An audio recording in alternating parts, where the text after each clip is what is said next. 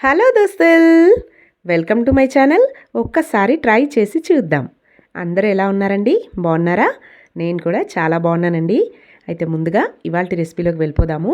ఇవాళ అయితే నేను మీకు బోడ కాకరకాయ ఫ్రైని ఎలా తయారు చేసుకోవాలో చూపించబోతున్నానండి.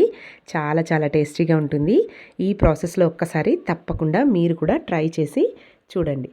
అయితే ముందుగా కావాల్సిన పదార్థాలు ఏంటో చూసేద్దాము. ఇక్కడైతే నేను 1/2 kg బోడ కాకరకాయలను తీసుకున్నానండి. అలాగే ఒక్క మీడియం సైజు ఉల్లిపాయ, 2 రెమ్మల కరివేపాకు,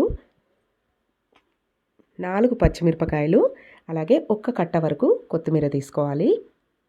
ఇప్పుడు ఈ బోడకాకరకాయలన్నీ శుభ్రంగా కడుక్కోవాలండి. మట్టి అది బాగా పట్టుకొని ఉంటుంది కదా, అందుకని బాగా వాష్ చేసేసుకొని చూడండి. నేనైతే ఈ సైజులో ముక్కలుగా కట్ చేసుకున్నాను. చాలా త్వరగానే ఉడికిపోతుందండి. మనం పెద్దగా కట్ చేసుకున్నా కూడా కర్రీ అనేది చాలా త్వరగా అయిపోతుంది. అందుకని నేనైతే పెద్దగానే కట్ చేసుకున్నాను. మా ఇంట్లో వాళ్ళకి ఇలాగే ఇష్టం అనమాట. అలాగే కొత్తిమీర, ఉల్లిపాయలు, పచ్చిమిర్చి అన్నీ కూడా రెడీగా కట్ చేసుకొని పెట్టుకోవాలి. ఇప్పుడు స్టవ్ మీద ఒక ప్యాన్ పెట్టేసుకొని అందులోకి 4 టేబుల్ స్పూన్ల వరకు ఆయిల్ యాడ్ చేసుకోవాలండి. అలాగే అందులోకి ఆవాలు, జీలకర్ర, ఒక్క ఎండుమిరపకాయ, అలాగే కట్ చేసి పెట్టుకున్న ఉల్లిపాయ, పచ్చిమిర్చి, కరివేపాకు కూడా వేసుకొని బాగా ఫ్రై చేసుకోవాలి. అవి కొంచెం ఫ్రై అయిన తర్వాత 1/2 టేబుల్ స్పూన్ అల్లం వెల్లుల్లి పేస్ట్, అలాగే 1/2 టీ స్పూన్ వరకు పసుపును కూడా యాడ్ చేసుకోవాలి. ఇవన్నీ వేసుకొని అల్లం వెల్లుల్లి పేస్ట్ పచ్చివాసన పోయిన తర్వాత మనం కట్ చేసి పెట్టుకున్న బోడ కాకరకాయ ముక్కలను కూడా వేసుకోవాలి. ఇవి ఈ సీజన్లో ఎక్కువగా దొరుకుతూ ఉంటాయండి. ఆ కాకరకాయ అని కూడా అంటారనమాట. వీటిని కొన్ని ప్రాంతాల్లో ఆ కాకరకాయ అంటారు. మేమైతే బోడ కాకరకాయలు అంటాము. చూడండి, ఇవి కొంచెం ఫ్రై అయిన తర్వాత ఇందులోకి 1 టేబుల్ స్పూన్ వరకు కారం యాడ్ చేసుకోవాలి.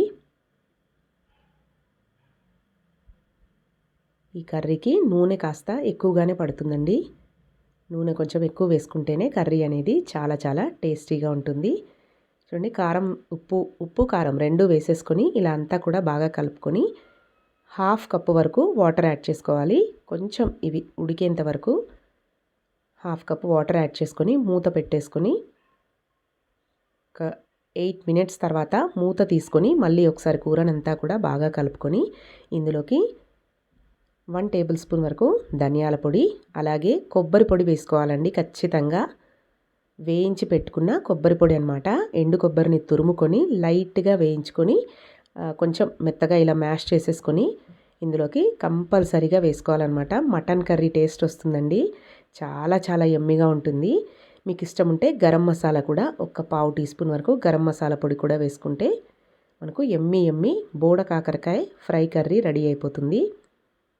చాలా బాగుంటుందండి. చివరిగా కొత్తిమీర జల్లుకున్నారంటే ఎంతో టేస్టీగా ఉండే బోడ కాకరకాయ కర్రీ రెడీ అయిపోతుంది.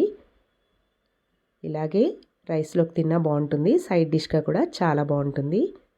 అయితే ఈ వీడియో తీసేటప్పుడు మాకు పవర్ కట్ ఉందండి. అందుకే కొంచెం మీకు డార్క్గా కనిపిస్తుంది కదా. ఆ రోజంతా పవర్ కట్ ఉందన్నమాట. అందుకని ఇలా డార్క్గా ఉందండి వీడియో, ఏమనుకోకండి. కానీ తప్పకుండా ఈ కర్రీని ఒక్కసారి ఇలా ట్రై చేసి చూడండి. మీకు కూడా ఖచ్చితంగా నచ్చుతుంది. మీరు కూడా యమ్మీగా ఉంది కూర అని ఖచ్చితంగా చెప్తారు. మీరు ట్రై చేసి మీకు ఎలా వచ్చిందో కమెంట్స్లో మాకు తెలియజేయండి. మీకు కనుక నచ్చినట్టయితే మా ఛానల్ని తప్పకుండా సబ్స్క్రైబ్ చేసుకోండి. అలాగే పక్కనే ఉన్న బెల్ గంటను కూడా కొట్టండి.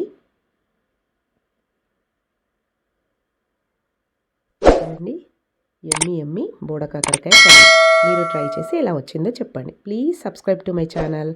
Thanks for watching. Thank you.